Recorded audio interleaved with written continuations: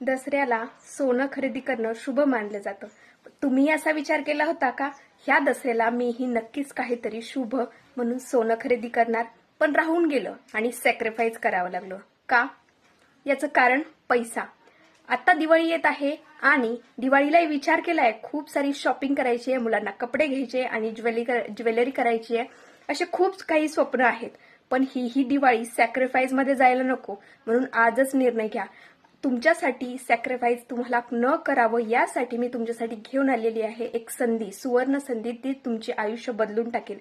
ही दिवाळी गेली, हा दसरा गेला, पण तुमची पुढची दिवाळी आणि दसरा जाऊ नये यासाठी तुम्हाला एक डिसिजन घ्यायचा आहे.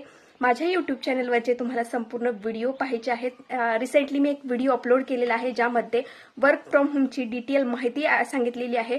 तुम्हाला जर माहिती पाहिजे असेल तर तुम्हाला DM मध्ये मला मेसेज करा.